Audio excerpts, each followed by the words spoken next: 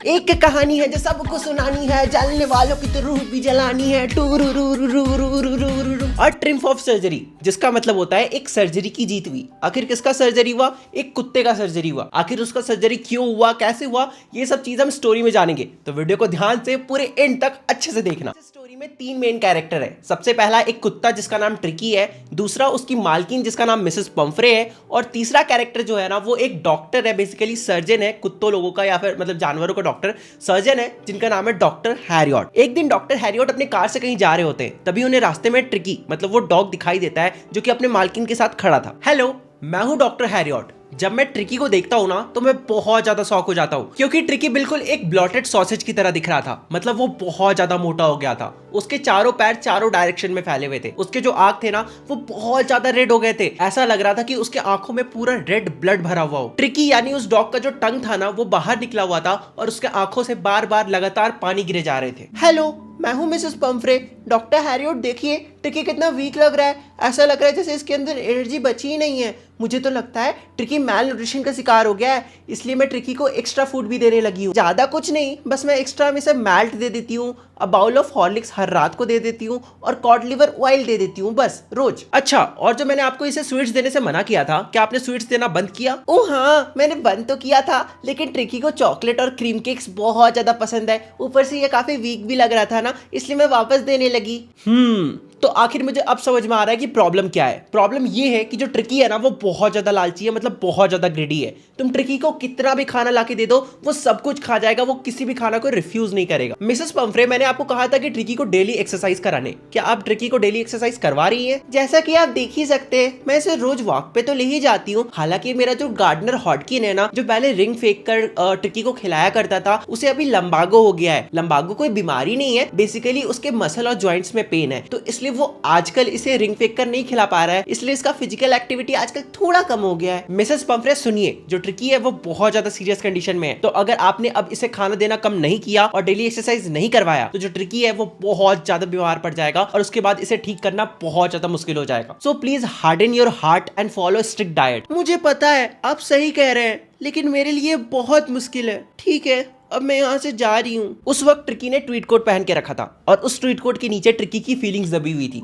जो ट्रिकी था ना उसका हालत बहुत ज्यादा खराब था, उसका कंडीशन बहुत ज्यादा खराब था, क्योंकि वो बहुत ही ज्यादा टॉर्टर करते हुए चल रहा था। टॉर्टर करते हुए चलना मतलब ड्रंक मैनर में चलना। देखो, ऐसे जो ट्रिकी की मिस्ट्रेस थी, मतलब जो मालकिन थी, मतलब मिसेस पंफ्रे जो थी ना, वो बहुत ज्यादा अमीर थी। ट्रिकी के लिए विंटर के लिए अलग क्लोथ्स थे, अलग कोट थे, और रेनी सीजन के लिए अलग क्लोथ्स थे, अलग कोट थे। ट्रिकी का खुद का वार्डरोब था जिसके अंदर ट्रिकी के बहुत सारे कपड़े भरे पड़े थे। मिसेस पंफ्रे के वहां से जाने के बाद डॉक्टर हैरियट को यह तो समझ में आ जाता है कि उन्हें जल्दी ही मिसेस पंफ्रे का कॉल आने वाला है, क्योंकि ट्रिकी का हालत बिल्कुल भी अच्छा नहीं है। एंड डॉक्टर हैरियट बिल्कुल सही थे, उन्हें जल्दी ही मिसेस पंफ्रे का कॉल आ जाता है। हेलो डॉक्टर हैरियट, ट्रिकी कुछ भी नहीं खा रहा है, उसे उसका फेवरेट डिश भी दे दो तब भी वो नहीं खा रहा है। वो बार बार वॉमिटिंग किए जा रहा है और अपने रग पे सिर्फ लेटा रहता है। प्लीज जल्दी कुछ कीजिए। मिसेस पंफ्रे, अब आपको ट्रिकी को हॉस्पिटलाइज करना पड़ेगा, ताकि मैं उसे अंडर ऑब्जर्वेशन रखकर पता लगा सकूं कि आखिर प्रॉब्लम क्या है और उसका सॉल्यूशन निकाल सकूं। फिर यहाँ पे मिसेस पंफ्रे को पुअर लेडी कहा जाता है। वैसे तो वो बिल्कुल भी पुअर नहीं है, वो बहुत ज्यादा रिच है। फिर उन्हें यहाँ पे किस सेंस में पुअर लेडी कहा जाता है, let me explain. Mrs Pomfrey जो थी ना, वो ट्रिकी से बहुत ज्यादा प्यार करती थी, वो उसके बिना एक रात भी नहीं गुजार सकती थी। I don't know why, but हाँ ऐसा ही लिखा हुआ है। और अगर मिसेस पंफ्रे हर दिन ट्रिकी को अपने आंखों के सामने नहीं देखती ना,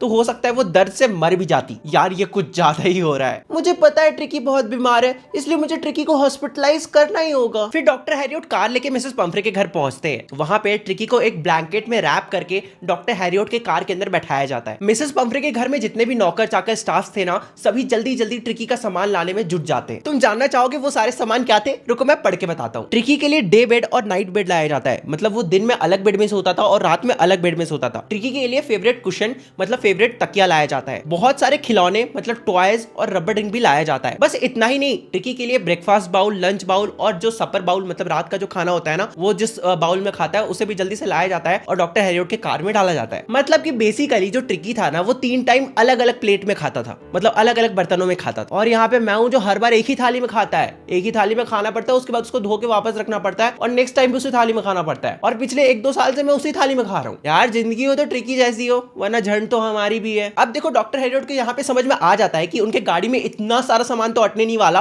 और जो स्टाफ्स है ना वो अभी भी अंदर बाहर कर रहे हैं और भी सामान ला रहे हैं। इसलिए डॉक्टर हैरियट जल्दी से अपने कार को धीरे धीरे करके आगे बढ़ाने लगते हैं। इतने में मिसेस पंफ्रे आती है ट्रिकी का बहुत सारा कोट लेके और जल्दी से कार के विंडो से अंदर फेंक देती है। फिर डॉक्टर हैरियट जैसे ही थोड़ा सा आगे और बढ़ते हैं कार लेके और वो साइड मिरर से देखते हैं तो वो देखते हैं कि उस घर के नीचे जितने भी स्टाफ्स थे, इवन जो मिसेस पंफ्रे थी ना वो भी ट्रिकी के लिए रो रही थी। सभी के सभी वहां पे रो रहे होते हैं। फिर मेरी जो गाड़ी होती है ना वो सड़क तक पहुंचती है। वहां पे मैं ट्रिकी की तरफ ध्यान से देखता हूं। मैं देखता हूं कि वो बहुत ज्यादा वीक लग रहा था। मैं उसके सर को सहलाता हूं और कहता हूं, पुअर ओल्ड डॉग, मुझे पता है तुम बहुत ज्यादा बीमार हो, लेकिन शायद मुझे लगता है कि मुझे ये भी पता है कि तुम्हें ठीक कैसे करना है। फिर मैं ट्रिकी को लेके अपने हॉस्पिटल पहुंचता हूँ। मेरे हॉस्पिटल में और भी बहुत सारे डॉग्स थे। वो सारे डॉग्स ट्रिकी को देखकर इनिशियली तो एक्साइटेड हो जाते हैं, मतलब पहले तो बहुत ज्यादा एक्साइटेड हो जाते हैं, लेकिन जो ट्रिकी था ना वो इतना वीक था कि अपना सर भी नहीं हिला पा रहा था। तो इसलिए सारे डॉग्स पहले तो आते हैं एक्साइटेड होके ट्रिकी के आसपास घूमते हैं, लेकिन जब देखते हैं कि ट्रिकी कोई रिएक्शन ही नहीं दे रहा है, ट्रिकी उनसे बात ही नहीं कर रहा है, ट्रिकी उनके साथ खेल ही नहीं रहा है, तो वो लोग सोचते हैं कि जो ट्रिकी है ना वो एक अनइंटरेस्टिंग ऑब्जेक्ट है। इसलिए वो लोग ट्रिकी को अकेला छोड़कर अंदर चले जाते हैं। यहाँ पे ट्रिकी भी सोच रहा होगा, इतनी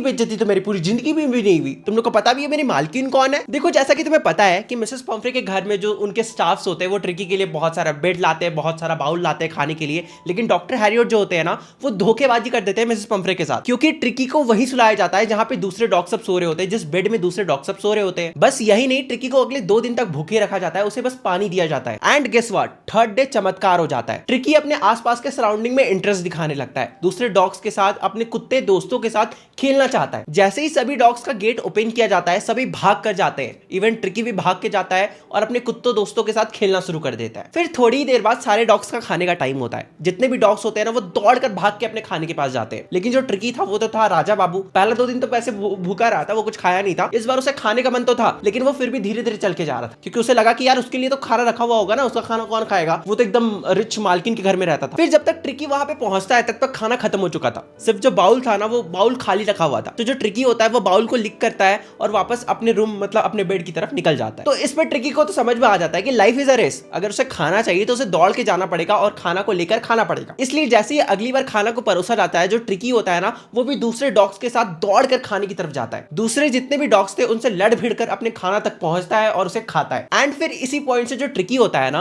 वो जल्दी जल्दी रिकवर होना चालू कर देता है, मतलब वो जल्दी जल्दी ठीक होने लगता है। ट्रिकी जो होता है ना वो वहां के डॉग गैंग का मेंबर बन जाता है। वो एकदम टाइगर की तरह लड़ भिड़ कर खाना भी सीख जाता है। एंड यहाँ पे हमें ये चीज समझ में आ रहा है ना कि जो ट्रिकी है ना उसे कोई भी तरह का मेडिसिन नहीं दिया गया था, क्योंकि ट्रिकी को जो प्रॉब्लम था ना वो किसी मेडिसिन से क्योर ही नहीं हो सकता था, क्योंकि ट्रिकी को जो प्रॉब्लम था वो यहां से था। अरे ये नहीं कह रहा कि ट्रिकी मेंटल था, ट्रिकी मेंटल नहीं था, लेकिन उसे कुछ ज्यादा ही लुलू पुचू किया जा रहा था। एंड इतनी ज्यादा लुलू पुचू की वजह से वो बहुत ज्यादा बदमाश हो गया था।